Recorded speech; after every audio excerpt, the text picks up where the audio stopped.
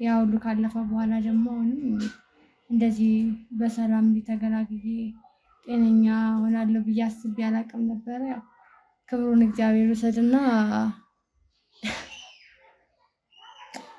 አይዞሽ አሁን ሁሉ ነገር አልፏል። የሚያስከፋ የሚያሳዝን ነገር የለም። የደስታ ሳለ እዚህ ምንም ተፈጠረ ምንም ግን በድጋሚ ጀግና መሆንሽን ማሳየት መቻል አለብሽ። ማህበረሰቡም ካንቺ መማር አለበት ብለን ስላሰብን ከአባትሽ ጋር ተነጋግረን የ3 ሚሊዮን ብር ድጋፍ ሰጥተውሻል። ይመስገን እናንተም ያው ሳሰለችሁ ለኔ ስትሉ ህይወታችሁን ዋጋ ከፍላችሁ በቃ ከሞት ጋር ግብ ገጥማችሁ ነውና ለዚህ ያደረሳችሁኝ። ደግሞ ሲያየው በቃ ለኛ ብለሽ ፈርተሽ ከሆነ ሁሉ ነገር የምታደርጊው በቃ ይቅር የመጣውን ነገር እንጋፈጣለን። ደግሞ እግዚአብሔር አሳልፎ አይሰጠንም። አሁን ደግሞ ድጋሚ ደግሞ ህይወትሽን እስከመጨረሻው ለምን ታበላሻለሽ? እኛም መክፈል ያለብን ዋጋ እንከፍላለን ብለው ቤተሰቦቼም በቃ እንትን አሉ። አባቴም ከዛ እንዴት ሆነች ነገሮችን ጀምራችሁ ለምን ተዋችኋቸው የሚል ጥያቄዎች ተነስተው ነበረ። ለእነሱም ምላሽ መስጠት ስለምፈልግ ነው ይህንን ቪዲዮ እየቀረስኩ ያለሁት። በእርግጥ በሕክምናው ሰዓት ላይ በጣም ብዙ ጉዳቶች እንዳስተናገርሽ እኛም ደግሞ እስከምንደነግጥ ድረስ ህይወትሽን ሊያጠፉ የሚችሉ ከባድ ምሽቶች ትንሽ ፈርቼ ነበረ። ከዛ መሆን ያለበት ነው ብዬ አሰብኩኝ። በደንብ አሰብኩበት። የመጣውን ነገር በቃ ብጋፈጥ ይሻላል። ቤተሰቦችን በዛ አቋም እየጸኑ መጡ። አነስቴዥያን ለመቀበል ፍቃደኛ አልነበረም። ያው ትንሽ የመናፍስትም ስራ ሊሆን ይችላል በሳይንሱ መመለስ። ከልብ ማይጠፋ ነገር ስለሆነ ያሳለፍኩት ነገር ሁሌ ቁስሌን ማሰብ ነው የሚሆንብኝ። ያ ነገር አለና ያው ሁሉ ነገር አስቤ በቃ ያው ፍራቼም ነበረ። በርግጥ ያው ልጁ ሰውየው በጣም የሚኮራበት ስለነበረ በልጁ ድንገት ያልሆነ ነገር ባረግ እና ቤተሰቦች የሆነ ነገር ምናምን ይሆናሉ ብዬ ጨንቅ ነበር። አንደበት እንደሰማነው እንግዲህ ሁሉ ነገር በሰላም እንደተጠናቀቀና ምናልባት ዝግጁ ከሆንሽ ከዚህ በኋላም የመውለድ እንደገና የማግባት እንደገና የመለምለም ተስፋ እንዳለሽ ተነግሮናል። እንደተባለው ፓወርፉል የሚሆን ከሆነ ሙሉ ቤተሰቦቻችሁን እንደሚያሳልፍላችሁ ነገሮችንም እንደሚያስተካክል ኤክስፔክት አደረጉ ነበር አይደል? ነገር አምኜ አይደለም አምኜበትም አስቤበትም አይደለም። ያው እንደዚህ ሙሉ ለሙሉ ሐሳቡ እንደምትቀበይ እኮ ነግረሽኝ ነበር። እኔም በጣም ተናድጄ ነበር። በጣም በቃ ለዚህ ሁሉ እንደበቃ አደረጋችሁ። እናንተ በጣም አመሰግናለሁ። በጣም ነው አመሰግናለሁ። ውለታችሁን እግዚአብሔር ይክፈልልኝ። እናንተ ያረጋችሁትን ማንንም ያረጋልኝ የለም። በቃ እኔ አሁን ከስራት አልስማማም የሚል አቋም ይዘው እንግዲህ ለቀናት ቆይተውብን ነበረ። በእናቷ በኩልም ያሉት ነገሮች ወደ ግጭት አምርቶ ቤተሰቡ ላይ መከፋፈል ፈጥሮ ነበር። አንቺም ይዘሽ የነበረው አቋም ነበረ። እኔንም ደግሞ እንደ ኃጢአተኛ እንድታይ አድርጋችሁ ነበር። እኔ ያልተመቸኝ ነገር ያው እንደዚህ ነው ብዬ በግልጽ ምለ ነገር አይደለም። ብድሩም አሪፍ ነው። ተቀማጭ አድርገው ለኔ የምሰራበትንም እንደዚህ ያህል ብር ከሰጡኝ ሰርቼ የምመለስበት እንደዚህ አይነት ትልቅ እድልም ከተገኘ አሪፍ ነው። ግን አሰራሩ ላይ ችግር ያለው ይመስለኛል። በዛ ላይ እዚህስ እንደዚህ ነው። ግን ገንዘብ ያያያዝ መጠን የውጭና የገቢው ነገር ምንም አልተመቸኝም። ማለት ያው በምፈልግበት ሰዓት ገንዘብ ማውጣት ማልችል ከሆነ ማስገባት በምችልበት ሰዓት ደግሞ እንደዛ ጊዜ ሰፋ ያለ ጊዜ ማይሰጥ ከሆነ ከባድ ነው። አሁን ደግሞ እኔ ለስራ አዲስ ስለሆንኩኝ ገና ስለ ቢዝነስ ብዙም ማቅሰው አይደለም። እንደ ተጨናንቄ ደግሞ ከጀመርኩት ጥሩ አይደለም ለኔና ትንሽ በጌታ በኢየሱስ ክርስቶስ ስም ዘርበል ካተቀበ በቃ ወይ ቀለበት ውስጠኝ አልሰጥህም። ዘርበል ካተቀበ በቃ ዘርበል ወዲህ ነው ዞር የምለው። ዘርበል አታ በጌታ በኢየሱስ ክርስቶስ ስም ለምን አመለስልኝ? ቀለበትን በተአምር አይመለስልህም። ምንድነው ከኔ የምትፈልገው? እስኪ አንተ ፓወር አለ ኃይል አለ ሲባል አልነበረ? ያን ነገር ሳትጠቀም እስኪ አሳየን። አንተ አቅምህን አሳየን። አሁን ሰይጣን መስራት እንደሚችል እኛን ማውደም እንደሚችል ሰይጣን እንድታሳየን ፈልጋለሁ። በቃ እንደዚሁ ጫካ ውስጥ የሚመሰጥበት ላይ ይመሰጣል። እንደዚህ አይነት ነው የሚያሳልፈው። ምን ያህል ጊዜ ፈጅበታል መንፈሱ ወደ ራሱ እስኪመለስ? አንተ እዚሁ እስቢያቸው ይምጣል። ቆይ ተረጋጋ። ማንም ሄድ የለበትም። ማንም ሰው መጠጋት የለበትም። አደገኛ ነገር ነው ያለው። ና ወዶ ተመካከረን እንጣ። መጀመሪያ መመካከር አለብን። ስለዚህ አንተም ልጁን ትጠብቀዋለህ? አዎ በጉጉት ነው ልጁን እየጠበቅን ያለ ነው እና ግዴታ ልጁ መወለድ አለበት። ታውቃለህ? አባቴ ያወረሰ ሰይጣን ከአባቴ የወረስኩት ውርስ ነው። አባቴ ያወረሰ ሰይጣን ነው። አይመለከትም እሱን። ስለዚህ አንተ እሱን በማገልገል ከሱ ጋር በመስራት ደስተኛ ነህ? እኔ ያው አንድ ላይ እስካሁን ድረስ ደስ ብሎኝ እየሰራው ነው ያለው። ምንድን ነው የምታገኘው ጥቅም? ምንም ጥቅም አታገኝበት። ዝም ብለህ ባሪያ ሆነ እሱ አገልጋይ ሆነ መኖር ነው የምትመጣው።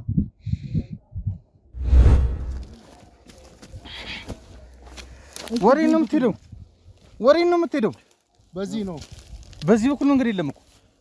በዚህ ነው። እጄን ፍቱኝና ላሳያቸው። አይመችም። ቀለበቶች እንዳለ ወስደናል። እቺ ሚስጥራዊ ቀለበት ብቻ ከእጁ ላይ አልወጣ ብለናለች። እሷንም እንደምንም ታግለን ማውጣት መቻል አለብን። ያለበለዚያ ምንም ነገር አምነን መቀጠል አንችልም።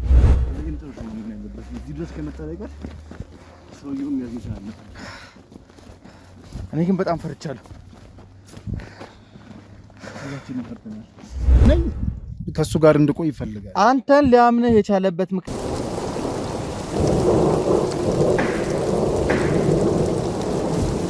በድል ማግስት እንግዲህ ተመልሰን መተናል። እንግዲህ ሰሞኑን በሄለን ጉዳይ በጣም ወከባ ውስጥ ነበርን። እንግዲህ እንዳያችሁት ያው ሄለን ላይ ትልቅ ድራማ ተጫውተንበታል። እናንተም ደግሞ በዚህ ደስተኛ ሆናችኋል ብዬ ተስፋ አደርጋለሁ። ማድረግ ስለነበረብን እሷ በምትፈልገው ልክ እየተንቀሳቀሰን ለወንጀለኞች ፋታ እንደማንሰጥና ማንኛውም ሰው ወንጀልን ሰርቶ ከሕግ ተደብቆ መቀመጥ እንደማይችል የት ድረስ መሄድ እንደምንችል በዚህ ባለፉት ክፍሎች እንግዲህ ለእናንተ አሳይተናችኋል።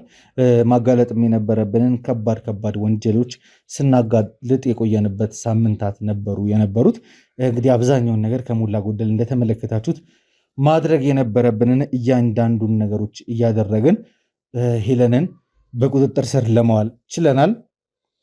ሰላም ጤና ይስጥልኝ። እንደምን ዋላችሁ ውድ የማዕበል ቤተሰቦች፣ ወንድማችሁ ቴዎድሮስ እንግዲህ ዛሬም ተመልሻለሁ። ዛሬ ትንሽ ፀሐይ መቶኝ አንድ ቦታ ላይ ተንቀሳቅሼ አንድ እህቴን ይዤ ያመጥቻለሁ። ዛሬ ሁለተኛ ደስታ ነው እንግዲህ ዛሬ ይዤ የመጣሁት። ከዚህ በፊትም እናንተ ስትጠይቁኝ የነበረውና በቀድሞ ቪዲዮ ላይ የምታውቋት እንግዲህ የአቶ ንጋቱ ልጅ ጸንሳ ብዙ መከራ ስናይባት የነበረ ልጁ መወረድ አለበት የለበትም በሚለውም ብዙ ሰጣ ገባ ውስጥ የገባንበት፣ እኔም ደግሞ ከዚህ ጉዳይ ላይ እንደወጣበት የምትጠይቁም ሰዎች ነበራችሁ። ከዛም ውጭ ደግሞ ይሄ ነገር እልባት ማግኘት አለበት፣ ልጁ በታምር መወለድ የለበትም፣ የሴጣን ስራ መቀጠል የለበትም እያላችሁ አስተያየት ስትሰጡኝ የነበራችሁም ብዙዎቻችሁ ናችሁና በንጋቱ ጉዳይ እንግዲህ ብዙ ነገር ላይ ደርሰን ነበረ። ዛሬ ደግሞ በጣም በሚያስደስት ሁኔታ መደረግ የነበረበት ሁሉ ነገር ተደርጎ እዚህ ላይ ደርሰናል።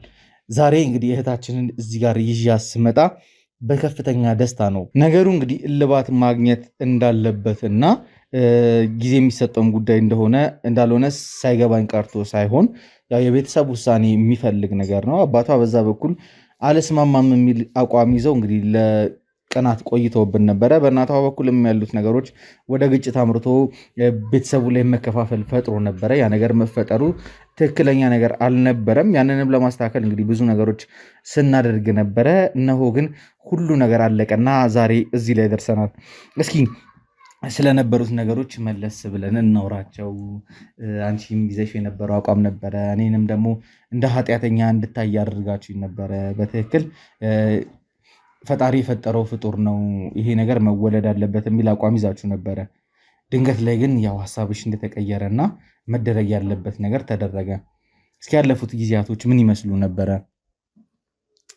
እኔም በሰዓቱ እንደዛ ብዬ ነበረ። ያው እናንተንም ባልሆነ ሀሳብ አስቀየሚያችሁ ነበረ። ለዚህም ያው በድጋሚ ቅርታ እጠይቃለሁ እና ያው ማለቴ አሰብኩበት። ከዛ በኋላ ነገሮችን ሳስባቸው በየቀኑ የምታመውን ነገር ምናምን ሳስብ በቃ ተወልዶ ምንም ያን ያህል ሰላም የሚሰጥ ነገር አይደለም። ለቤተሰብም ለእኔም ሰላም የሚሰጥ አይደለም እና እንደዛ አሰብንና በቃ አባቴ ጋርም አወራን። እና እሱም በሀሳብ የተስማማና እንደውም ተመልሶ ግን ወደ በጣም ሀሳባችሁ ተቆጨ። ወደ መስማማት ያመጣችሁ ነገር አለ። እዚህ ጋር ኦፊሻል እንዲወጣ ፈልጋለሁ። ምክንያቱም አሁንም ከአንቺ ጎን ሆኖ የሚደግፍ ሰው ይኖራልና ያ ነገር የማይሆንበት ምክንያትን ስንናገር ነበረ። ከዛም ውጭ ደግሞ ባለፉት ሳምንታት ላይ አንቺ ስታስተናግጃቸው የነበሩት ነገሮች ነበሩ። እስኪ በግልጽ እናውራባቸው የነበሩትን ነገሮች። አንተ እንዳልከው በቃ ማለት እኔ ዝም ብዬ ተረጋግቼ ከቤት በደንብ አሰብኩበት። በዛ ላይ በቃ ከቤትም ሆኜ ፋታ የማይሰጠኝ ነገር አይደለም። ሞከርኩ ጸበልም ምንም ያው በቻልኩት መጠን ብዙ ባይሆንም ትንሽ ሞከርኩኝ። ግን በቃ ምንም የተሻለ ነገር አይመጣም። ወደኋላ ዘወር ብዬ ባሰብኩ ቁጥርም ያው ማስበው ነገር ቁስል ነው። በጣም ከልብ ማይጠፋ ነገር ስለሆነ ያሳለፍኩት ነገር ሁሌ ቁስሌን ማሰብ ነው የሚሆንብኝ። ያ ነገር አለና ያው ሁሉ ነገር አስቤ በቃ ያው ፍራቼም ነበረ። በርግጥ ያው ልጁ ሰውየው በጣም የሚኮራበት ስለነበረ በልጁ ድንገት ያልሆነ ነገር ባረግ ቤተሰቦች የሆነ ነገር ምናምን ይሆናሉ ብዬ ጨንቅ ነበር። ያው እኔ አንዴ መቼም ተይዣለሁና መከራውንም ስቃዩን ለምጄዋለሁ። ግን በቃ እነሱ እንደዛ ቢሆንብኝስ ብዬ ትንሽ ፈርቼ ነበረ። ከዛ በቃ መሆን ያለበት ነው ብዬ አሰብኩኝ። በደንብ አሰብኩበት። የመጣውን ነገር በቃ ብጋፈጥ ይሻላል። ቤተሰቦችን በዛ አቋም እየጸኑ መጡ። አባቴም ደግሞ ሲያየው በቃ ለኛ ብለሽ ፈርተሽ ከሆነ ሁሉ ነገር የምታደርጊው በቃ ይቅር፣ የመጣውን ነገር እንጋፈጣለን። ደግሞ እግዚአብሔር አለ አሳልፎ አይሰጠንም። አሁን ደግሞ ድጋሚ ደግሞ ህይወትሽን እስከ መጨረሻው ለምን ታበላሻለሽ? እኛም መክፈል ያለብን ዋጋ እንከፍላለን ብለው ቤተሰቦቼም በቃ እንትን አሉ። አባቴም ከዛ ገፋፋኝ። ከዛ እኔም አሰብኩበትና በቃ ቢወጣ ይሻላል ብዬ መጨረሻ ላይ ወሰንኩ ማለት ነው። እና ከባድ ነው፣ ብቻ ከባድ ነው። እኔ ለማንኛውም ሰው እንደዚህ አይነት ነገር አይስጥ። በቃ ለማንም ሰው እንደዚህ ግን የሆነ ኤክስፔክት የምታደርጊው ነገር ነበረ። ሀቁን እንድንነጋገር ስለምፈልግ ነው። የሆነ ማለት እኔ የተሰሙኝ ነገሮች አሉ። ትክክለኛ ሀሳብ ነው። ሀሳባችሁን እኮ እኔ ኃጢአት ነው ኃጢአት እንስራ ወደ ኃጢአት ውስጥ እንግባ አይደለም ሀሳቤ ነበረው። ግን ከዛ ውጪ ቆም ብሎ ማሰብ ይፈልጋል። እነዚህ ልጆች ከተፈጠሩ በኋላ ምንድነው የሚያጋጥማቸው፣ ነገ ላይ ምንድነው የሚሆኑት የሚሉ ነገር በጣም ያስጨንቅ ነበረ። እናታችሁ የነበራት ነገር ያው ሰው ምን ይለኛል ነው። እኔ እሱን ነገር አይደለም ሰው ምን ስለሚል ስላላለ አይደለም፣ ግን መደረግ የነበረበት ትክክለኛ ነገር መደረግ አለበት ብዬ ስላመንኩ ነው።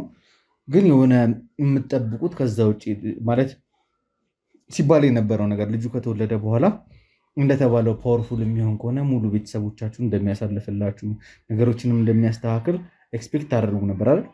አዎ እንደዛ ነው ማለቴ። ያው እኔ አሁን ከሚወራው አንጻር እሱ ከሚለው አንጻር ነው እንጂ እኔ በእንደዚህ አይነት ነገር አምኜ አይደለም፣ አምኜበትም አስቤበትም አይደለም። ያው እንደዚህ ሙሉ ለሙሉ ሀሳቡን እንደምትቀበይ እኮ ነግረሽኝ ነበር። እኔም በጣም ተናድጄ ነበር፣ በጣም ከሚባለው በላይ ተናድጄ ነበር።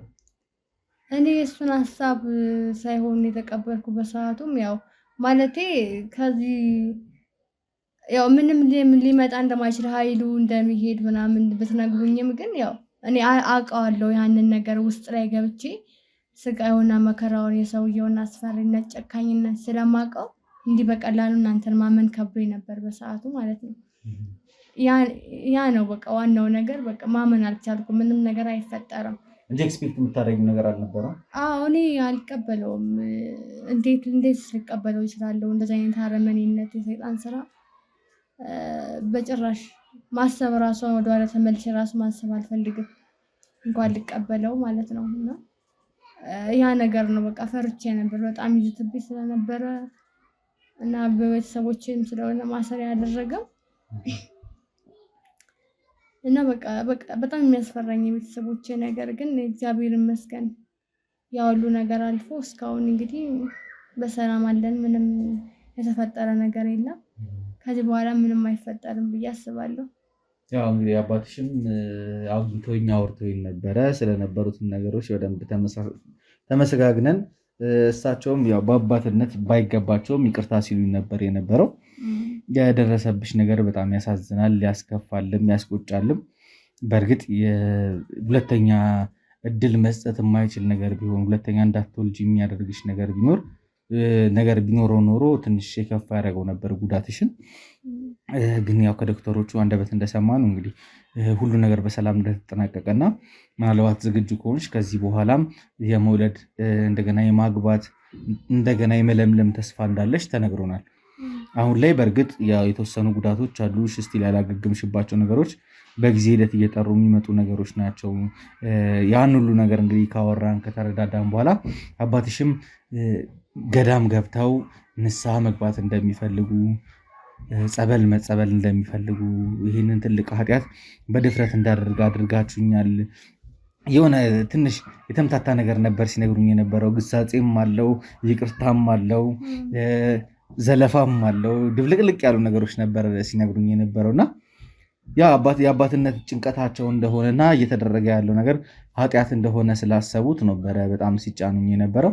ከዛ ውጭ እንግዲህ እሳቸው ደግሞ ለዘመናት ለእናንተ ሲያስቡት የነበረው ነገር አለና ዛሬ እኔና አንቺም እንድንገናኝ ከቤትም ወጥተሽ ስቱዲዮ ድረስ ይዤሽ የመጣሁበት አንድ ምክንያት አለ።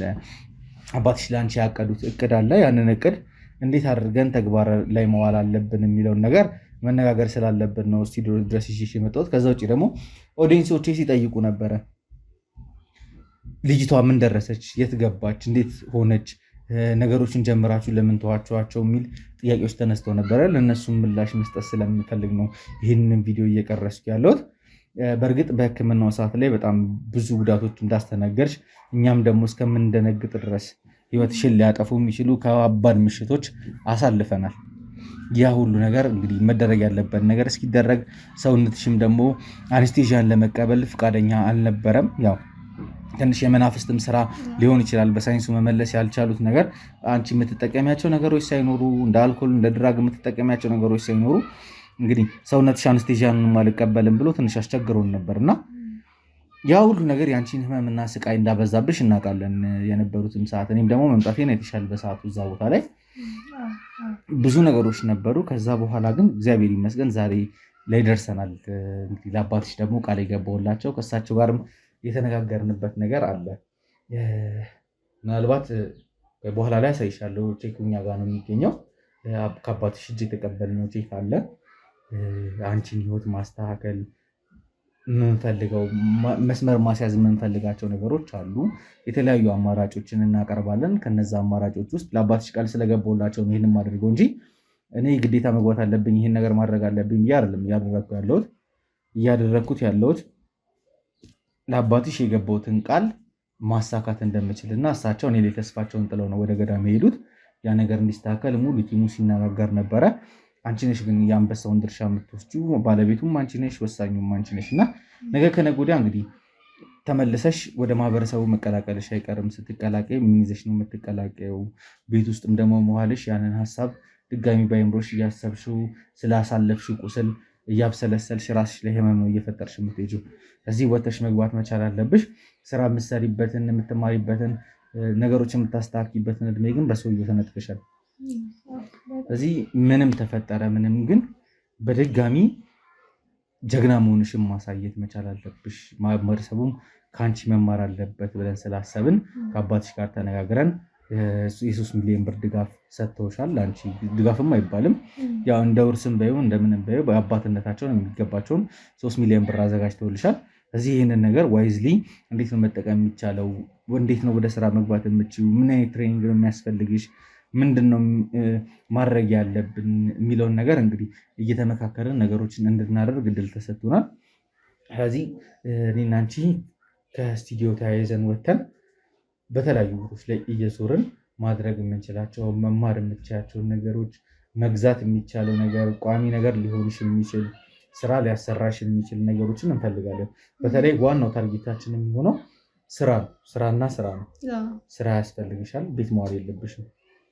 በሽታሽ እስከምታገግሚ ድረስ ጊዜ ልትወስጂ ትችላለሽ፣ ችግር የለውም። ግን መምረጥ ያለብንን ነገሮች እንመርጣለን። ማማከር ያለብንን ሰዎች እናማክራለን። ከዛ መጨረሻ ላይ አንድ ውሳኔ ላይ እንደርሳለን ብዬ አስባለሁ። ምን ታስቢያለሽ በዚህ ጉዳይ ላይ? አዎ ቴዲዬ፣ በጣም አሪፍ ሀሳብ ነው። እኔ ከዛ ሁሉ መከራና ስቃይ ወጥቼ ለዚህ ደስታ በቃለሁ ብዬ አስቤ አላቅም ነበረ። ያ ሁሉ ካለፈ በኋላ ደግሞ አሁንም እንደዚህ በሰላም እንዲተገላግዬ ጤነኛ ሆናለሁ ብዬ አስቤ አላቅም ነበረ። ያው ክብሩን እግዚአብሔር ይውሰድና አይዞሽ። አሁን እኮ ሁሉ ነገር አልፏል። የሚያስከፋ የሚያሳዝን ነገር የለም። የደስታ ሰዓት ላይ ነው ያለነው። ይህም ደስታው ነው የሚያስለቅሰኝና እግዚአብሔር ይመስገን። እናንተም ያው ሳሰለችሁ ለእኔ ስትሉ ህይወታችሁን ዋጋ ከፍላችሁ በቃ ከሞት ጋር ግብ ግብ ገጥማችሁ ነው እና ለዚህ ያደረሳችሁኝ። ከዛም እንደዛ ከሆነ በኋላም እንኳን ሀሳባችሁን አልፈልግም ብዬ አስቀይሜ ሰልጃችሁ እንኳን ያው ተስፋ ሳትቆርጡ በእኔ እንደገና ድጋሚ ሀሳቤን ተቀብላችሁ ለዚህ ሁሉ እንድበቃ አደረጋችሁኝ። እናንተን በጣም አመሰግናለሁ። በጣም ነው የማመሰግነው። ውለታችሁን እግዚአብሔር ይክፈልልኝ። እናንተ ያደረጋችሁትን ማንም ያደረገልኝ የለም። በቃ እኔ አሁን ከስራት ነፃ ነው የወጣው። በቃ ነፃ ወጥቻለሁ። አሁን ልጅ እንደሆንኩኝ ሰው እንደሆንኩኝ ነው እና እየተሰማኝ ያለ ይህን ስሜት ከኔ ውጭ ማንም አያውቀው። በጣም በጣም ነው የማመሰግነው። እግዚአብሔር እድሜና ጤና ይስጣችሁ። አሁንም እንደኔ የታሰሩትን ብዙ እንደዚህ በመከራና በችግር ያሉ ሰዎች እንደምታወጡ ተስፋ ሰላም እንደምትሰጡ ምንም አልጠራጠርም እና በዚህ በመልካም ስራችሁ እናንተን ያቆይልኝ ይላሉ። ሌላ ምንም ማድረግ የምችለው ነገር የለም ከዚህ ውጭ እና ያው እንግዲህ በእናንተ በኩል ነው አውርታችሁ አባቴም ያው ከዚህ በኋላ ያው ቁጭ ስል ብዙ ነገር እንዳይሰማት ብሎ ስላሰበ ይህንን ነገር አድርጎልኛል እና ያው እናንተ ጋር ተመካክሬ ይሁን ያላችሁትን ሁሉ እኔ አደርጋለሁ። መቅደም ያለበት ነገር ይቅደም የምትሉ ከሆነ ያው እስካሁንም እናንተ ጋር ነው የመጣው። አሁንም ቢሆን ከእናንተ ሀሳብ አልወጣም እና መደረግ ያለበትን ነገር ያላችሁኝ ሁሉ እቀበላለሁ። ምን መቅደም አለበት? ያው ያሉትን ነገሮች እንደነገርኩሽ የሚቀድመው አንቺ ወጥተሽ የምትገቢበት ነገር ነው። ከስቱዲዮ አሁን እንወጣና ዞር ዞር እያልን ማድረግ የምንችላቸውን ማማከር የምንችላቸውን ሰዎች እናማክራለን። ምርጫውም ውሳኔውም ያንቺ ነው። የምትወስኛቸውን ነገሮች እንቀበላለን። ነገ ከነገ ወዲያ ግን አንቺ ተለውጠሽ ማየት ነው አላማችን። ይህንን ቪዲዮ ደግሞ እየቀረስኩ ያለሁትን ነግሬሻለሁ። ማድረስ ያለብኝ ነገር ስላለ ነው እየደረስኩ ያለሁት። ለማንኛውም ውድ ቤተሰቦቼ እንግዲህ ይቺ ልጅ እንግዲህ ዛሬ ላይ እንደዚህ ሆና በድጋሚ መታ ቃል መስጠት መቻሏ ራሱ በጣም ትልቅ ነገር ነው። እግዚአብሔር እንዴት ማሸነፍ እንደሚችል ያየንበት ታሪክ ነበረ። ብዙ ነገር ተምረንበታል። ብዙ ነገር ተፈትነንበታል። ብዙ ህይወቶች አልፈንበታል። እኛ ራሳችን እስከንጠራጠር ድረስ ይሄ ሰውዬ በዚህ ልክ ነገሮችን ማድረግ እንዲቻለ መንፈስ በዚህ ልክ ይሰራሉ የሚለውን ነገር በደንብ አይተንበታል። ለማንኛውም እስኪ ከስቱዲዮ ጋር እንውጣና ዞር ዞር እያለን አንዳንድ ነገሮችን ጠይቀን አንድ ውሳኔ ላይ እንደርሳለን ብዬ አስባለሁ። ምናልባት የሚቻል ከሆነና እሷን ፈቃደኛ የምትሆንልኝ ከሆነ የሚሳካልኝ ከሆነ ዛሬ ላይ ዞር ዞር ብዬ የሙሉውን ውሎ በተቻለ መጠን ለእናንተ ለውድ ቤተሰቦቼ ለማድረስ እሞክራለሁ። ከተሳካልኝ እመጣለሁ። ካልተሳካልኝ ደግሞ በያላችሁበት ቸር ቆዩልኝ። በሌላ ቪዲዮ እስከምንገናኝ ድረስ ወንድማችሁ ቴዎድሮስ ነበርኩ። በያላችሁበት ቸር ቆዩልኝ።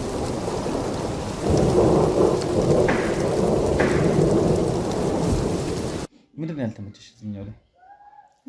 እኔ ያልተመቸኝ ነገር ያው እንደዚህ ነው ብዬ በግልጽ ምለ ነገር አይደለም። ብድሩም አሪፍ ነው። ተቀማጭ አድርገው ለእኔ የምሰራበትንም እንደዚህ ያህል ብር ከሰጡኝ ሰርቼ የምመለስበት እንደዚህ አይነት ትልቅ እድልም ከተገኘ አሪፍ ነው። ግን አሰራሩ ላይ ችግር ያለው ይመስለኛል። በዛ ላይ አንተም ደስተኛ ስትሆን አላየሁም እና ደግሞ ሌላ ኪሳራ ነው የሚመስለው። ያን ያህል ብር እነሱ ኢንቨስት እያደረጉ እየተጠቀሙበት ዞሮ ዞሮ ላንቺ የሚደርስሽ ነገር እና ከዛ በኋላ ደግሞ ገንዘቡም እስከሚደርስ ያለው ጊዜ አለ። በዚህ ጊዜ ውስጥ አንቺ ቁጭ እንድትይ አልፈልግም። እንድትንቀሳቀሽ ከሆኑ ስለምፈልግ እስኪ ይህንን እንተወውና ደግሞ ሌላ አማራጮችን እንሞክር። እኔ ይሄ መኪና ተገዝቶ ራይድ ምናምን ነገር በገቢ እየተቀበልሽ ቁጭ እንድትይ ስላልፈለግኩ ነው ይህን ነገር እያደረግኩ ያለሁት።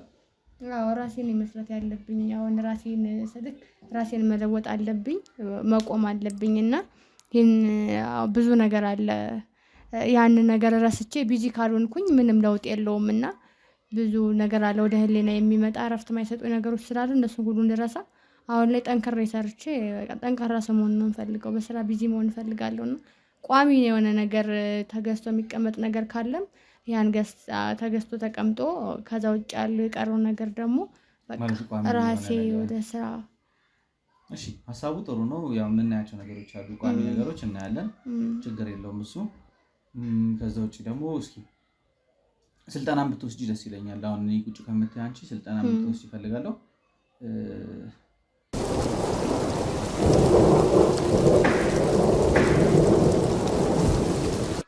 እዚህ እንደት ነው ግን ገንዘብ ያያያዝ መጠን የወጭና የገቢው ነገር ምንም አልተመቸኝም።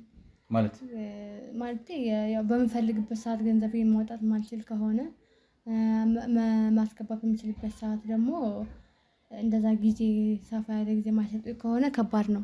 አሁን ደግሞ እኔ ለስራ አዲስ ስለሆንኩኝ ገና ስለ ቢዝነስ ብዙም ማቅ ሰው አይደለሁም።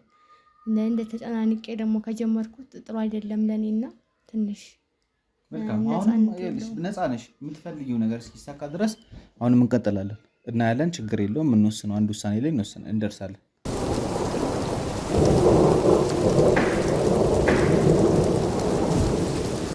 እሺ አሁንስ ምን መሰለህ ቴዲ፣ እዚህ ጋር 10% 20% 25% ምናምን ቅድመ ክፍያ የሚባል ነገር እኔ አልገባኝም። ልጁን ሲናገርም አልገባኝም። በዛ ላይ እኔ ልጁ ራሱ አልተመቸኝም እና ምንም ደስ አላለኝም። እኔ በራሴ ዞር ልበልና አንቺ መኪና ውስጥ ተቀመጪ፣ እኔ በሁለተኛው መኪና ከኋላ ባለው መኪና እሄዳለሁ። ዞር ብዬ አጣርቼ የተሻለ የሚለውን ነገር እንዳልገባሽ ገብቶኛል። እዛ ሲያባዛበት የነበረው አንቺ በሚገባሽ ልክም አልነበረም ይሰራ የነበረውና እንዳልተረዳሽው ገብቶኛል። እስኪ ዞር ብዬ ብቻ እኔ ደግሞ ላጣራ። እሺ አጣራና አንተ ትሻላለህ ከኔም። ዛሬ ግን እያሰለችሽ ነው ድምጽ እየቀጠለ። አረ ችግር የለውም ያው ትንሽ ህመም ስላለ ድካሙ ምናምን እኔ አስቸገርኳችሁ እንጂ ያው ግዴታ እኮ ነው። ምናልባት እንዴት አደረከው ብለው አባትሽ ቢጠይቁ ማሳየት የምችለው ነገር እንዲኖረኝ ብዬ ነው ድምጽ እንኳን እየቀዳሁት ያለው እንጂ ችግር የለውም። ለኔ እናንተ ስንት ነገር ሆናችሁልኝ አይደለ? እኔ ይሄን ማድረግ አያቅተኝም። አብሽር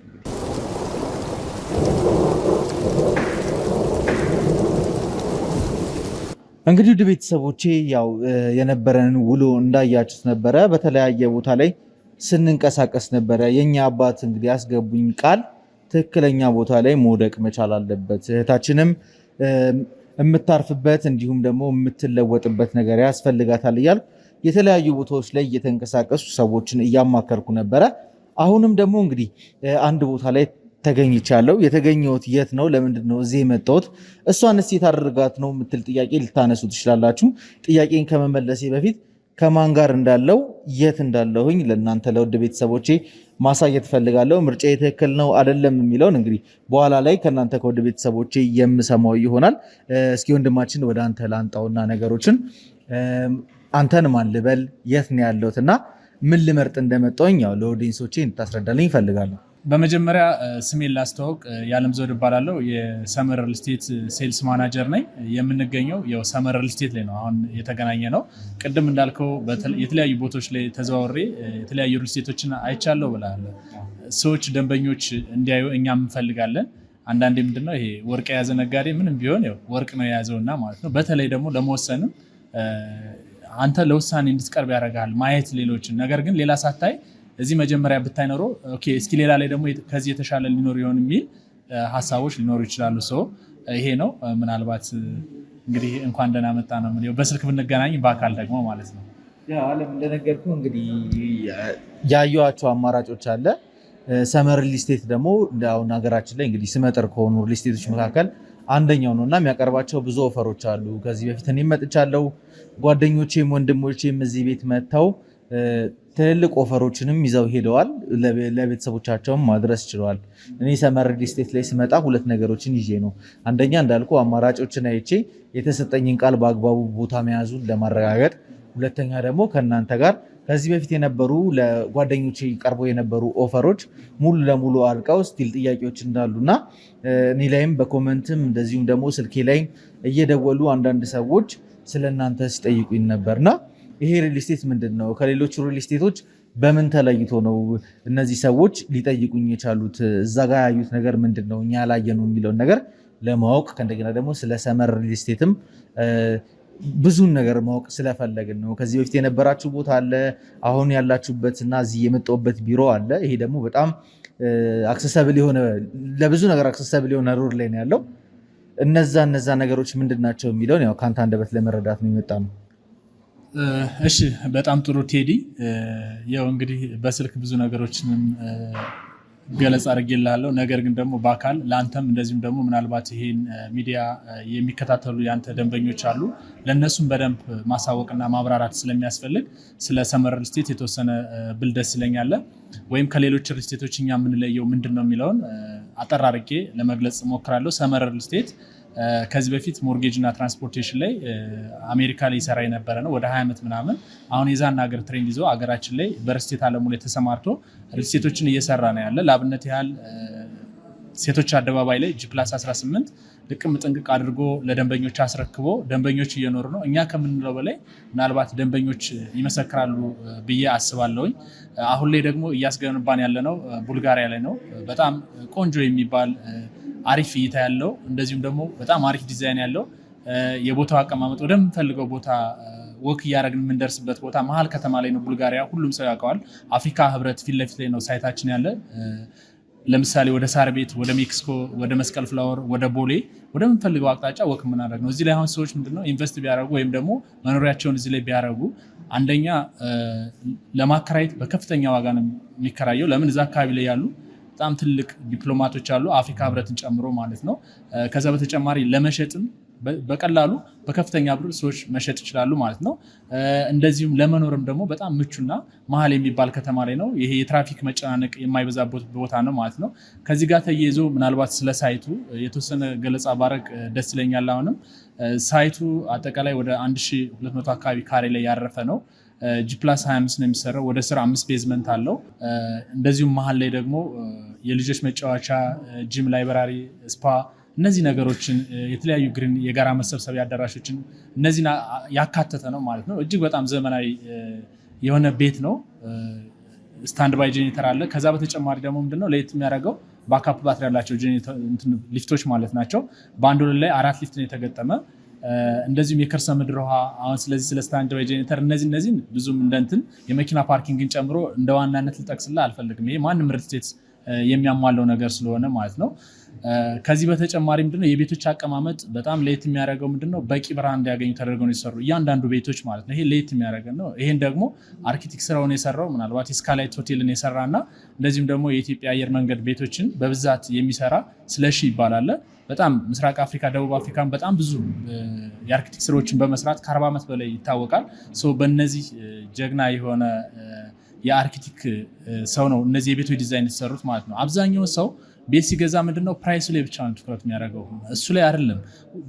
ለእድሜ ልክ የምትኖርበት ቤት እስከሆነ ድረስ ቤቱ ላይ ሰላሜን አገኛለሁ። የመጀመሪያው የአካባቢ ሰላም አለው ወይ፣ ከደህንነት አንጻር መሰረተ ልማቶች አሉት ወይ፣ ከመሰረተ ልማት አንጻር እንደዚሁም ብሸጠው ባከራየው አሊያም ደግሞ ብኖርበት ይመቸኛሉ የሚለውን ከተለያየ አንግል ማየት ይኖርብናል ማለት ነው። ሌላው እነዚህ የጣሮች የእንትኖች ከፍታ ማለት ነው፣ ርቀቱ ምን ያለው የሚለው ማለት ነው። እንደዚሁም ትክክል እያንዳንዱ ክላስ ማለት ነው በቂ የሆነ ቬንቲሌሽን ያገኛል፣ የተፈጥሮ ቬንቲሌሽን ማለት ነው። ያ ማለት ሳከሮች እንዳሉ ሆነው ማለት ነው።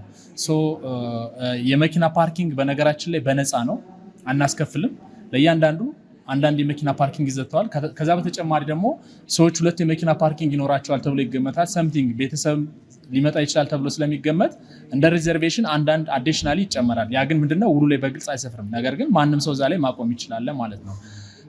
ይሄ ነው። ሌላው በአንድ ወለል ላይ ያሉ የሰው ብዛት፣ ይሄንም ሰው ብዙ ጊዜ ትኩረት አያደርገውም። የሚገርም ቴዲ ምንድነው 6 ሰው ነው በወለል ላይ ያለው የሰው ብዛት ማለት። እሱ ብቻ አይደለም፣ አብዛኛውን ጊዜ ደግሞ የሰዎችን ፕራይቬሲ የሚነሳቸው አፓርታማ ላይ ምንድነው ይሄ የበሮች ፊት ለፊት ማለት ነው። ለምሳሌ እኔ ስወጣ ከፊት ለፊት የሌላ ሰው በር ነው የማገኘው ማለት ነው። ጠዋት ከእንቅልፍ የተነስቼ በሬን ከፍቼ ስወጣ ፊት ለፊት ላይ ሌላ ሰው በር የማገኝ ወይም እዛ ሰምቲንግ የሌላ ሰው እዛ ፊት ለፊት ጫማ ሰምቲንግ የሆነ ነገር የምናይ ከሆነ ፕራይቬሲያችንን ይረብሸናል ማለት ነው። ባጭሩ ምንድነው በሮች ፊት ለፊት አይደሉም፣ አይተያዩም። ከበር ስትወጣ ሙሉ ለሙሉ ኮሊደር ነው የምታገኘው ማለት ነው። ሌላው አዲሽናሊ ለምሳሌ 1 መኝታ ብናወራ 2 መኝታ 3 መኝታ ብናወራ ከዚህ ውጭ አዲሽናሊ ምንድነው የራሳቸው ስቶር አላቸው፣ የራሳቸው የሰራተኛ ማደሪያ ያላቸው፣ የራሳቸው ላውንደር ያላቸው ማለት ነው። አዲሽናሊ ይሄን ይመስላል ከሞላ ጎደል። ምናልባት ደግሞ ሀሳቡን እኔ ብቻ እንዳልይዘው ያንተንም ሀሳብ እየሰማው ምላሾችን ብሰጥ ደስ ይለኛል። ምናልባት አለ እኔ ከዚህ በፊት የነበሩትን ያው ሴቶች አደባባይ ያላችሁን ሳይት በደንብ አውቀዋለሁ። እዛ ላይም የኔ ኦዲየንሶች ተረባርበው ገብተውበታል። ብዙ ያሉትን ነገሮች አሁን ስታብራራቸው የነበሩትን ነገሮች በእርግጥ እዛ ላይ ማየት ችያለሁ። ናቹራል ላይት በሁሉም ሳይድ ማግኘት ይቻላል። የነበረበት ቦታ አብዛኛው ነገር ተጠናቆ ነበር። እኔ በደረስኩበትና ባየሁበት ሳለ ተጠናቆ ፈርኒሽድ ተደርገው አልቀው ነበር የደረስ ነው እና ለዛም መሰለኝ ሰዎች ተሯሩጠው እዛ ላይ አንጡራ ሀብታቸውን አውለው እንግዲህ ቤቶቹን መያዝ የቻሉት።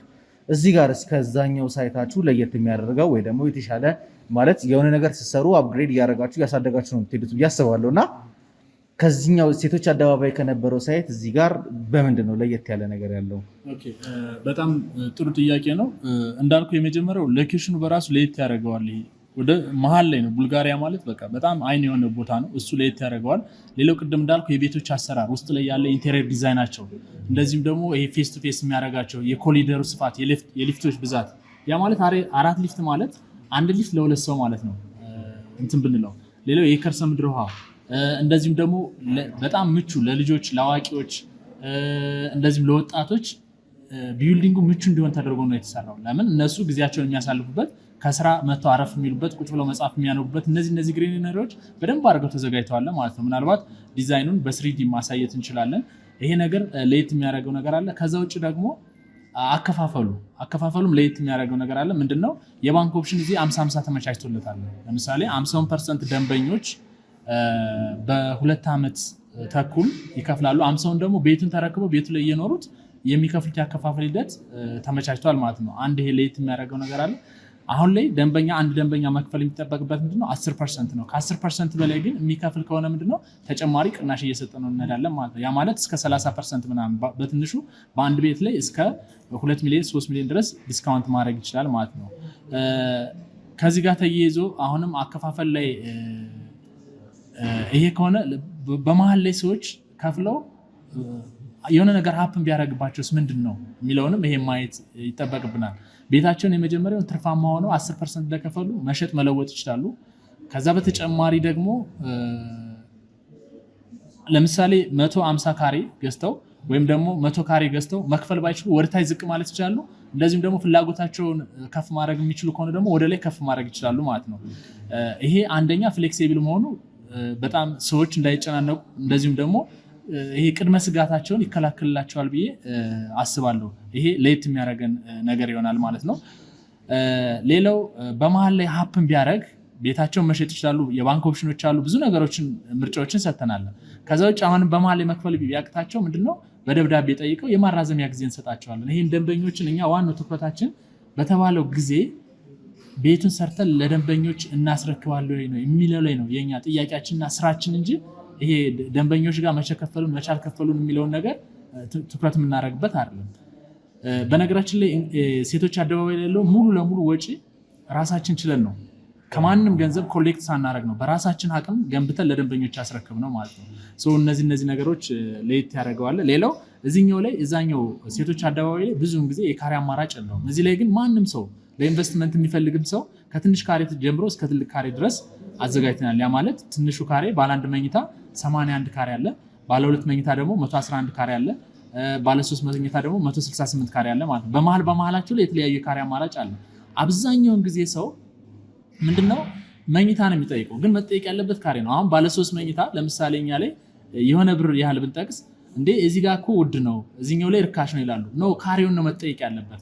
አሁን ባለ 1 መኝታ ስንት ካሬ ነው? ባለ 1 መኝታ 30 ካሬም አለ 60 ካሬም አለ 80 ካሬ አለ የኛን ስንወስድ ማለት ነው። ስለዚህ የተለያዩ ካሬ አንድ ሰው ቤት የሚገዛው በካሬው ነው እንጂ በመኝታ ቤቱ ብዛት አይደለም።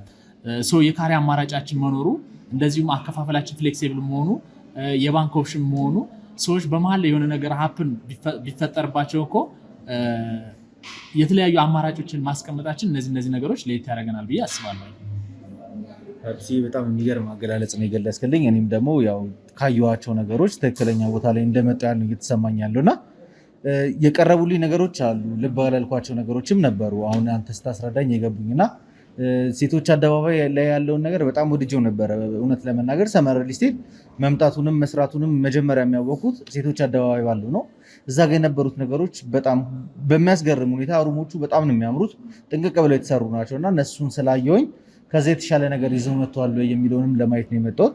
ቅድም ደግሞ እንደነገርኩ ደግሞ ጓደኞቼ ማስቀንተውኛል። እነሱ ከዚህ በፊት መጥተው ነበርና ለነሱ የቀረበላቸውም ነገሮች አሉ። እነሱንም ለኦዲየንሶቼ ማቅረብ ፈልጋለሁ። ግን ወደ ዋናው ሀሳብ ስመጣልህ ያው እንግዲህ እኔ የተሰጠኝ የገንዘብ ሊሚት አለ። ያን የገንዘብ ሊሚት የተሻለ ነገር ላይ መዋል እፈልጋለሁ። የተሻለ ነገር ላይ መዋል ስፈልግ ደግሞ አንደኛ እኔ ቅድመ ክፍያውን ስላመቻቸውና ስለከፈልኩኝ ይቺ ልጅ የቀሩትን ክፍያዎች በቀሩት ዓመታቶች እንዴት አድርጋ ነው መክፈል የምችለው የሚለውን ነገር ዋይዝሊ ገንዘቡን ማኔጅ ማድረግ መቻል አለብኝ። ከዛ ውጭ ደግሞ ትክክለኛ ፕራይስ ምን ያህል ነው ያለው፣ ምን ያህል ክፍያ ነው አሁን የምከፍለው የሚለውን ነገር ዲቴል ብታስረዳኝ ደስ ይለኛል። ኦኬ፣ በጣም ጥሩ። የመጀመሪያው አንተ የመረጥከው ወይ በስልክ እንትን እንዳልከኝ ባለ አንድ መኝታውን ነው። ምንድነው እንደውም እኔ ባለ ሁለት ብታደርገው 111 ብዬ ፑሽ አድርጌ ነበረ። ግን ኋላ ላይ ካለው ነገር ከብሩ ምናምን ከበጀቱ አንፃር ባለ ሁለት መኝታ ይሄ ባለ አንድ መኝታው በነገራችን ላይ 81.74 ካሬ ነው። ባለ ሁለት መኝታ የሚሆን ለቀቅ ተብሎ የተሰራ ነው። ተጨማሪ ስቶር አለው ብያለሁ። እንደዚሁም ደግሞ ላውንደሪ አለው። ስለዚህ ለቀቅ አድርጎ ባለ ሁለት መኝታ መሆን የሚችል ነው። እንዳልኩ ቅድም እንደጠቀስኩት ካሬውን ማየት አለብን ያልኩ ለዛ ነው። ስለዚህ እዚህ ጋር አሁን አንተም ሀሳብን እንትን ማለት ያለብን ልክ ባለ አንድ መኝታ እንደገዛው አይነት ነገር ሳይሆን ስሜት ለአንተም ለልጅቷ እንዲሰማት መሆን የሌለበት ባለ ሁለት መኝታ እንደተገዛ አድርገን እንድታስበው ነው። የዚህን እንትን ስናይ የመጀመሪያው በስልክ ላይ በጣም ብዙ ክርክር ተጨቃጭቀናል። ይሄን እንደ ቦርድም ተወያይተንበታል እና በዚህ አጋጣሚ ዲስካውንት የተሰጡ ጓደኞች አሉኝ እያልክ ነበረ። እንደው ተመልካችም አሁን ለምሳሌ ለነሱ ተሰጥቶ ለአንተ ባንሰጥ ያው ምንድነው ከልጅ ልጅ ማዳላት ነው የሚሆንብን። እዛ ድል ውስጥ አንተ ራስህ መግባታችን ያለቀ ነገር ነው የተባሉትና ለዛም ነበር አስጨንቅ ነበር ደጋግመህ። እውነት ለመናገር ያው ብዙ ደንበኞችም ይሄ ዲስካውንት የተሰጣቸውን ምናልባት እንደው ስማቸውን ሜንሽን ማድረግ የሰጠናቸውን ሰዎች መጥቀስ ይቻላል። አንተም በስልክ ስትለኝ ነበረ። ለእነሱ ሰተን አሁን ለአንተ መከልከል አንችልም። ለምን አሁን የተመልካች የሚፈርደው ነገር አለ በእርግጠኝነት። ምንድነው እሱ ምን በድሏችሁ ነው ከነሱስ ምን ጥቅም አግኝታችሁ ነው መባሉ አይቀርም። ሰው ሙሉ ለሙሉ አልሰጥም። እውነት ለመናገር ለነሱ ለ10 ሰው ነው ቀድሞ ለተመዘገቡ ለ10 ሰው ነው ዲስካውንት የሰጠናቸው። በነገራችን ላይ በጣም ትልቅ ብር ነው። በካሬ እስከ 12000 እስከ 10000 ብር ድረስ ነው ቅናሽ። ያ ማለት ከአንድ ቤት ላይ ከዚህ አሁን አንተ ከምትገዛው ላይ እስከ 1 ሚሊዮን ድረስ ነው የምንሰጠው ማለት ነው። ስለዚህ ላረፈርክበት ቢያንስ ለ8 ሰው ቀድሞ ለሚመጡ ለ8 ሰው ተመልካቾችም ምናልባት ሰመር ሪል ስቴት ላይ ስትመጡ ይሄን ቅናሽ ከሌላ ላታገኙ ትችላላችሁ።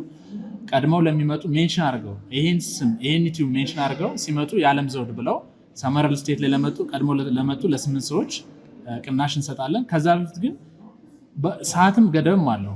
ይሄን ከተከታተሉበት ካዩበት ጀምረው ቀድመው በመደወል መመዝገብ ይችላሉ።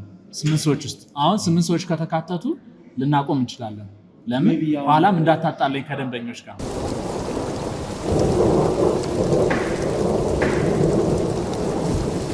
አለምዬ ግን ትንሽ ቅር የተሰኘበት ነገር አለ። ለዘላለም ዘገየ የቀረበለት ኦፈር አለ፣ ለልዑልም የቀረበለት ኦፈር አለ። ሁለቱም እንግዲህ ጓደኞቼ ናቸው፣ የስራ ባልደረቦቼ ናቸው፣ ወንድሞቼ ናቸው።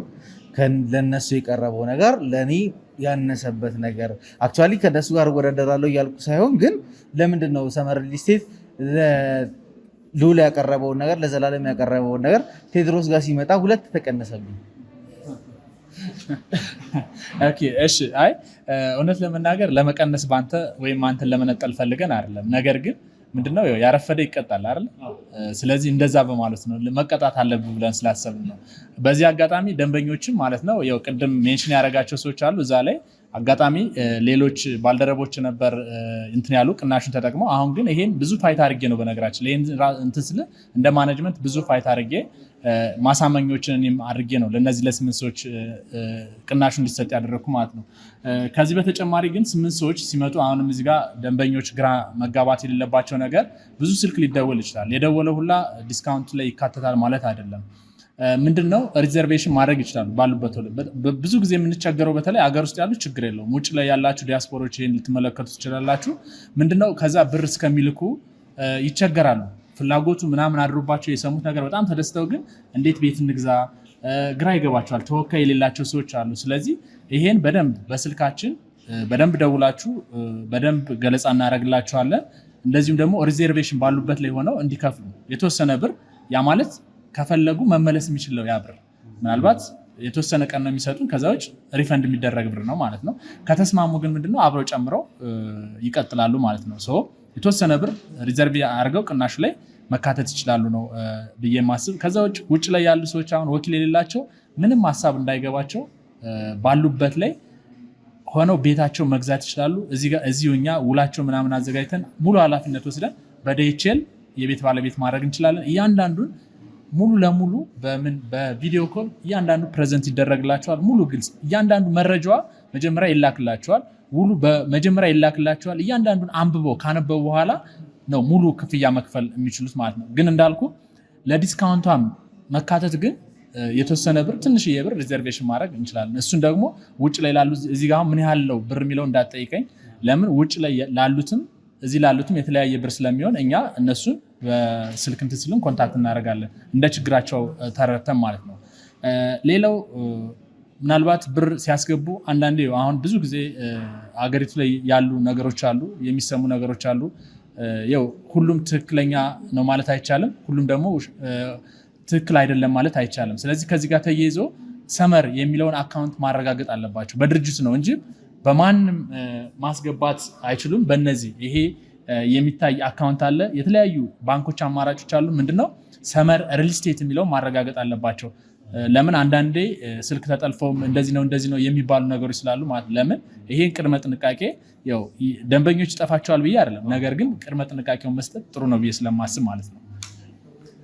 ስለዚህ ይሄን ያህል ግድ የለህም ለ8 ሰዎች እንሰጣለን።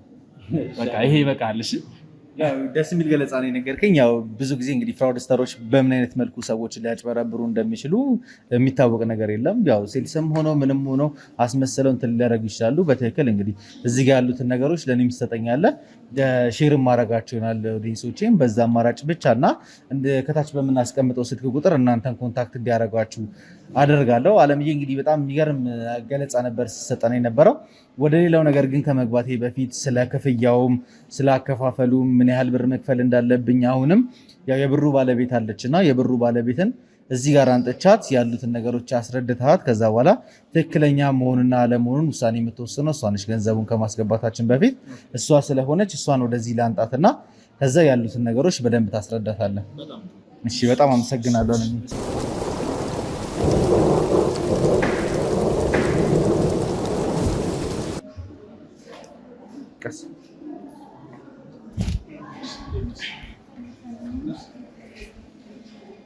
እንኳን ደህና መጣሽ። ያው ያለውን ነገር እያወራኝ ነበረ። ምናልባት አንቺ የምትይው ሀሳብ ካለ እስኪ ከአንቺ ልስማ። ከእሱ ጋር ዲስከስ እያደረግን ነበር። ያ እሷ እንኳን አሁን አለምዬ አብዛኛውን ነገር አልነገርኳትም። እንደነገርኩ የተመደበላት በጀት አለ። ያንን በጀት ዋይዝሊ መጠቀም አለብን የሚለውን ነገር አስረድቻት ነው። ለምን እንደመጣችን በዚህ የምታውቀው ነገር የለም። ለእሷ ሰርፕራይዝ የሚሆን ነገር ነው እያደረግን ያለ ነው እና ሀሳቡ ስለሌላት እሷ አሁን ምንም ልናደርግ እንደመጣን ስንት ብር እንደምታወጣ ከዛ በኋላ እንዴት አድርጋ መክፈል እንዳለባት ብቻ ነው መረዳት ያለባት እና ስለሱ ነገር ዲቴል ብታስረዳት ደስ ይለኛል።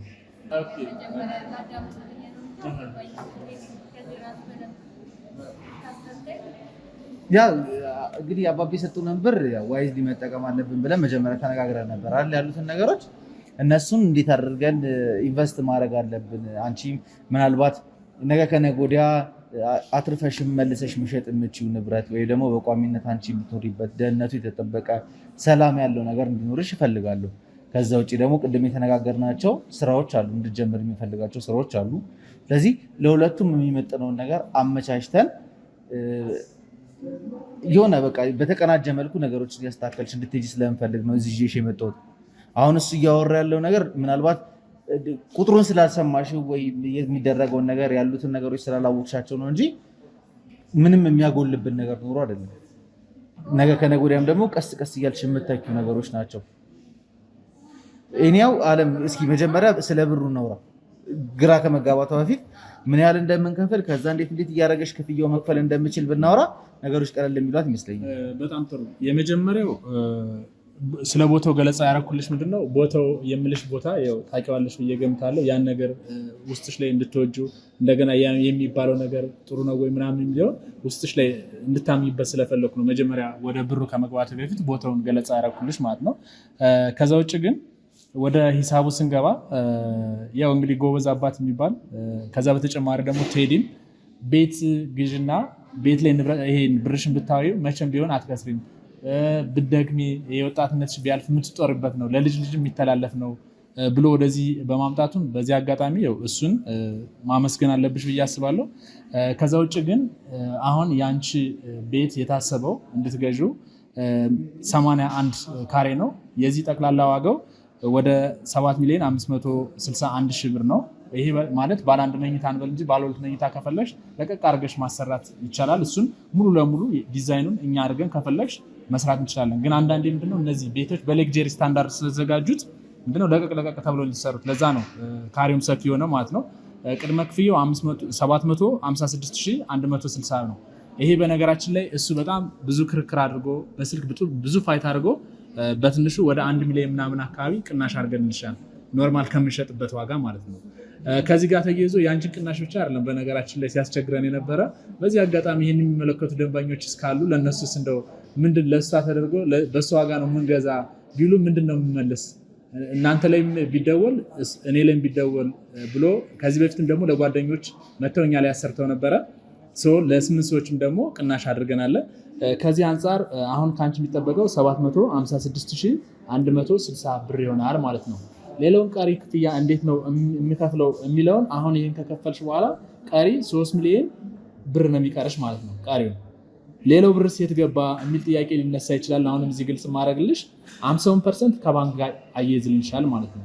ስለዚህ ይህን 50% ቤቱ ላይ ተቀምጠሽ እየኖርሽ አሊያ ቤቱን እያከራየሽ የምትከፊ የአከፋፈል ሂደት በረጅም ጊዜ ነው የምትከፊ ማለት ነው። እስቲል ቤቱን ላከራዩ የቤቱን ወይም እዳውን ችሎ ወደ አንቺ ምናልባት 30 ሺህ ብር ምናምን ወደ ኪስሽ ትርፍ ሊመጣ ይችላል ማለት ነው። ይሄ በጣም ለአሰራር በጣም ምቹ ሆኖ ተደርጎ ሰዎች እንዳይጨናነቁ ወይም ደግሞ ሰዎች የቤት ባለቤት እንዲሆኑ ተደርጎ የተሰራ ነው። በነገራችን ላይ ይሄ ባለሀብት አሜሪካ ላይ ለሱም ቅድም ስገልጽለት የነበረው ነው። ወደ 20 ዓመት ምናምን ሞርጌጅ እና ትራንስፖርቴሽን ላይ ይሰራ ስለነበረ ያንን ትሬንድ ወደ ሀገራችን ስላመጣው ነው ይሄን እድል ያመቻቸ ማለት ነው። ስለዚህ በዚህ አጋጣሚ ቴዲ አሪፍ መንገድ ነው የመራሽ፣ እድሉን እንድትጠቀሚበት እኔም እገፋሻለሁ ወይም ፑሽ አደረግሻለሁ ማለት ነው። ሌላው ይሄ 3 ሚሊዮኑ እንግዲህ በመቼ ነው የምትከፊው? በ2 ዓመት ተኩል ነው። ይሄን በ2 ዓመት ተኩል እንዴት እያረግሽ ቀስ እያረግሽ ማለት ነው። ያ ማለት በወር ቢያንስ 100 ሺህ ብር ሴቭ ማድረግ ይቻላል ማለት ነው። በወር 100 ሺህ ብር ሴቭ እያረግሽ በ2 ዓመት ተኩል እንደው በጣም እንትን ውስጥ ከገባሽ እኮ እስከ 3 ዓመት ድርጅቱ በተለየ ኬዝ ላንቺን እስከ 3 ዓመት ድረስ አራዝመንልሽ 100 ሺህ ብር በወር እያጠራቀምሽ በአመት 1 ሚሊዮን ነው የምታጠራቅምሽ። ስለዚህ በ3 ዓመት ዘና ብለሽ እንደው 100 ሺህ ብርም አይሞላም ስንወስደው፣ ለምን 12 ወራት ነው ያለ ማለት ነው።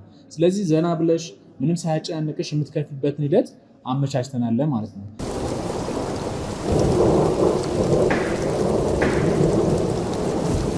ማለት እዚህ ጋር ምንም አይነት ኮንፊዥን ውስጥ እንድገቢ አልፈልግም። አሁን እዚህ የተጠራ ያለው ቁጥር እንዴት አድርጌ ያመጣዋለሁ ምናምን የሚለው ነገር ሀሳብ ውስጥ ልትገቢ ይቻለሽ። የተመደበልን ብር አለ። ኦልሞስት አሁን የምንከፍለው 700 ምናምን ሺህ ብር አካባቢ ነው። 2 ሚሊዮን ምናምን ብር አካባቢ ይተርፍሻል። ያንን ምን አይነት ነገር ላይ ኢንቨስት እናደርገዋለን ሌላ ነገር ነው እንጂ 50 ክፍያውን ሙሉ ለሙሉ እንክፈል ምናምን እንችል ነበር።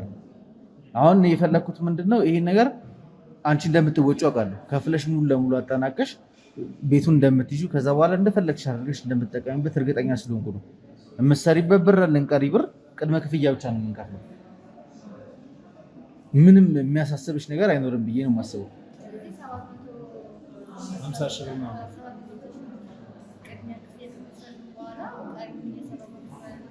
እየሰራሽ ነው የምትከፊው። ሲጀምር መጀመሪያ ታርጌት ታደርገን የምንነሳው እሱ ነው። አንቺ ቤት ቁጭ እንድትይ አልፈልግም። አይምሮሽን መመለስ አለብሽ፣ ወደ ስራሽ መመለስ አለብሽ፣ ራስሽን መጠገን አለብሽ። የሚያስፈልገው እሱ ነው። ግን አት ዘ ሴም ታይም ደግሞ ትክክለኛ ውሳኔ መወሰን አለብን። ነገ አንቺ ሌላ ህይወት ይኖርሻል፣ የራስሽ ህይወት ይኖርሻል። ብዙ ነገር ታስተካክያለሽ። አንድ ነገር ላይ ብቻ ፎከስ እንድናደርግ ስላልፈለኩኝ ነው። ስንት ቦታ ነው ያዘውኩሽ ዛሬ? ስንት ቦታ ሄደናል? ብዙ አማራጮች አይተናል። ከዛ በኋላ ግን እዚህ ወስነን የመጣንበት ምክንያት አለን።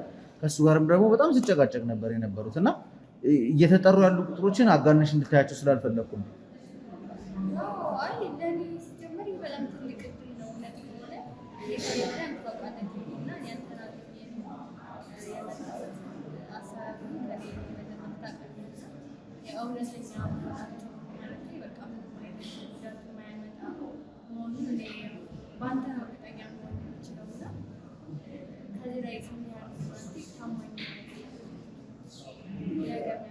እኔ ከዚህ በፊት ሴቶች አደባባይ ላይ የነበራቸው ላይ ያው እንግዲህ ዘላለምን ቤት ይዟል። እኔም ደግሞ የተወሰኑ ኦዲየንሶቼ እዛ ላይ እንትን እንዲኖራቸው አድርጌያለሁ። ስለማውቀው ድርጅቱ ከዚህ በፊት እዛ ጋር የነበረው ነገር ደስ ስላለኝ እዚያም ደግሞ ተመሳሳይ ነገር ይኖራል ብዬ ተስፋ አደርጋለሁ። ለዛም ነው እኔ እዚህ እንድንመጣና አትሊስት መጀመሪያ ይሄንን ቅድመ ክፍያ ከፍለን የሆነ ነገር ካመቻቸን በኋላ ደግሞ የቀሩትን ነገሮች እያመቻቸን እንሄዳለን። ምናልባት ነገ ከነገ ወዲያም እኮ እዛው የገበያ ማዕከልም ምናምን ሊኖራቸው ይችላል። እዛ ጋርም አንቺ የምትገቢበትና ክፍያዎችሽን ቶሎ ቶሎ የምጨርሽበትን ኦፕሽኖች እንፈልጋለን። ከዛም ውጭ ደግሞ አባቢ አንቺ የጀመርሻቸው ጅማሮች አሪፍ መሆናቸውን ካዩ ተጨማሪ ነገር የሚያደርጉልሻል ብዬ ተስፋ አደርጋለሁ። እኔው ዓለም ያው ትንሽ አንድ ነገር ምላት ትክክልሽ ያነሳሽው ጥያቄ ማለት ታማኝነቱን የሚለውን በጣም ጎበዝ። እሱን እያንዳንዱ ነገር መጀመሪያ ግልጽ በሆነ ነገር ከዶክመንትሽ ጋር አብረው የሚያያዙ ነገሮች አሉ የምታረጋግጫቸው ማለት ነው። ከዛ ውጭ ይሄን ደግሞ ምናልባት በይደርም ሊያዘው ካልሽ እንዳልኩሽ እነዚህ ዲስካውንቶች ላይ ለመካተት የሆነ ሪዘርቭ አድርገሽ ምንድነው ውል ሳትፈራረሚ ሪዘርቭ አድርገሽ ማለት ነው። ከዛ ለ3 ቀን ምናምን የማሰቢያ ጊዜ እንሰጥሻለን። የፈለግሽ ቦታ ድረስ ሄደሽ ድርጅቱ ምንድነው ምናምን ያለውን ነገር እስከምታጣሪ ማለት ነው። ለምን ውስጥሽ ላይ የሆነ ነገር እንትን እያለ ቅር እንዲል ስለማይፈለግ ማለት ነው። ነገር ግን በዲስካውንት ደግሞ መጠቀም አለብሽ ብዬ እኔ እንዳንድ እንትን አድቫይስ አደርግሻለሁ። ከዛ ውጭ እያንዳንዱ ዶክመንቱ ግልጽ በሆነና በፋይል ተይዞ ነው ከአንቺ ጋር አታይ ተደርጎ የሚሰጥሽ ማለት ምንም እንዳትጠራጠሪ በዚህ ላይ።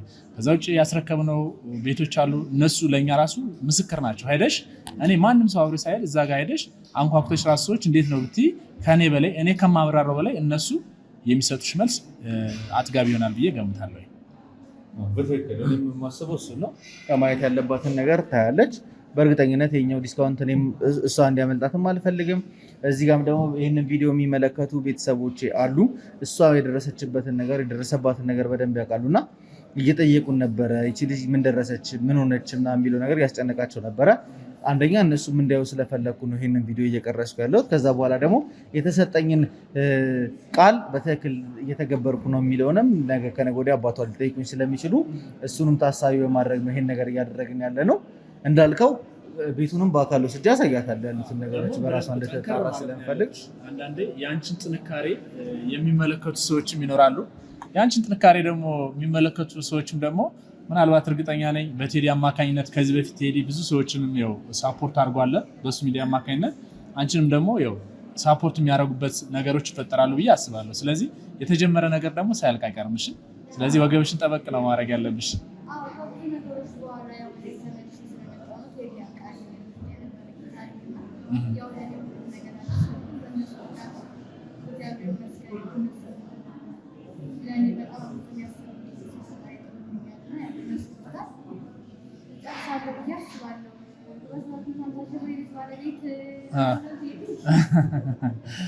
በዛ ላይ ዳጎስ ያለ ቅናሽም ነው የሰጠንሽ እውነት ለመናገር ለምን በጣም ብዙ ጊዜ ስላለ እንጂ በዚህ ልትደሰች ይገባል። እንደ ቀላል ነገር እንዳታየው 1 ሚሊዮን ማለት በጣም ብዙ ብር ነው። ስለዚህ ጥሩ የሆነ ቅናሽ ነው የሰጠንሽ።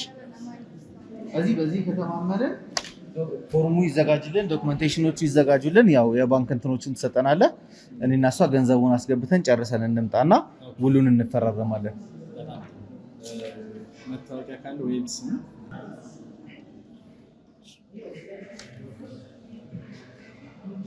ስለዚህ አሁን እኔና አንቺ ወደ ቀጣዩ ስቴፕ ነው የምንሄደው። ይሄን ተስማምተሻል፣ አምነሽበታል፣ ወደሽዋል።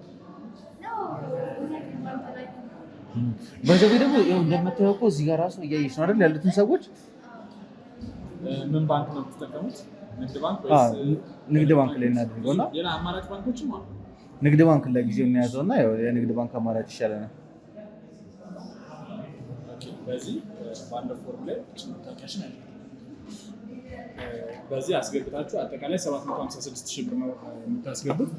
ከፈለግሽ ደግሞ ምንድነው ይሄን አስገብተሽ ለ3 ቀን ማሰቢያ ጊዜ እንሰጥሻለን። ዲስካውንት ውስጥ አሁን አካትቼሻለሁ አንቺ። ከዛ ይሄን ደረሰኝ አያይዝልሻለሁ። ካልፈለግሽ ብርሽንም ሪፈንድ ማድረግ ትችላለሽ። የሆነ ነገር እንደው እንትን ቢልሽ እንኳን ማለት ነው ለ3 ቀን ከራስሽ ጋር የምታስይበት ጊዜ እሰጥሻለሁ። ይሄን ምናልባት እንግዲህ ውድ ተመልካቾችም አመሰግናለሁ። በዚህ አጋጣሚ የማሳስበው ወደ ቢሮአችን ሲመጡ ይሄን ዲስካውንት ለመጠቀም ከዚህ በፊት በጣም የተቸገርንበት ነገር ስላለ ነው ቴዲ ደግሜ ደጋግሜ የምነግር ማለት ነው። አንዳንዶች ካለፈ በኋላ እንደዚህ በዚህ ዋጋ ነግራችሁን አልነበር ይላሉ። አንዳንዶች ደግሞ መጥተው ከሌላ ሰው ጋር ኮንታክት ያደረጉና እንዲህ ተብለን ነበር ይላሉ። ስለዚህ መረጃውን ከኛ ነው ማግኘት ያለባቸው፣ አንድና አንድ ከኛ ነው ማግኘት ያለባቸው እንጂ ከሌላ አይደለም። ለምን መረጃውን የተናገርነው እኛ ነን፣ እንደዚህም ደግሞ የምንሰጠው የምንመልሰውም ለዛ ሰው እኛ ነን እንጂ በሌላ ሰው አማካኝነት ደውሎ እንደዚህ የተሳሳተ መረጃ እንዲህ ብላችሁ ነበር እኮ እንዲህ አላረጋችሁም የሰራችሁትና ይሄ አይገናኝም ምናምን የሚል ጥያቄዎች እንዳይነሱ ከማለት አንጻር ነው። ይሄን ለማሳሰብ ነው። አመሰግናለሁ። በጣም አመሰግናለሁ። እኔም አለምዬ፣ ያው ውድ ቤተሰቦችም እንግዲህ እንዳያችሁት እኛ በዚህ መልኩ እንግዲህ ነገሮችን አቅደን እያደረግን ያለ ነው። አሁንም የሚቀሩ ብዙ እርምጃዎች አሉ። ወደ እነዛ እርምጃ የምንሄድ ይሆናል። ያው እሷን የሚያስፈልጋትን ነገሮች ሁሉ ቃል በገባነው መሰረት ለማሳካት ጥረት እናደርጋለን። እናንተም ደግሞ እዚህ ጋር የቀረበላችሁ ኦፈር አለ። ያ ኦፈር እንግዲህ ጥሩ ኦፈር ነው እየቀረበ ያለው። ዲስካውንቶቹንም በስማችሁ ተጨቃጭቄ ያስፈቅጃለሁ። ስለዚህ ያልኩትን እድል ተጠቀሙበት። እድሉ ያመለጣችሁ ካላችሁም ደግሞ እነሱ በሚያቀርቡላችሁና በሚያወሯችሁ ልክ ከነሱ ጋር እየተነጋገራችሁ እየተግባባችሁ ነገሮችን እንድታስተካክሉ ለማሳሰብ እወዳለሁ። ፕሮግራሜንም ስለተከታተላችሁ ቪዲዮንም ስላያችሁ በጣም በጣም ደስ ብሎኛል። እናንተም የተሰማችሁን እያንዳንዱን አስተያየት ኮመንት ላይ ማስቀመጥ ትችላላችሁ። እንግዲህ እኛ ደግሞ ገንዘባችንን አስገብተን መተን እንግዲህ ውሉን የምንዋዋል ይሆናል። በቀጣይ ቪዲዮ እስከምንገናኝ ድረስ በያላችሁበት ቸር ቆዩልኝ። ችግር የለም። አመሰግናለሁ።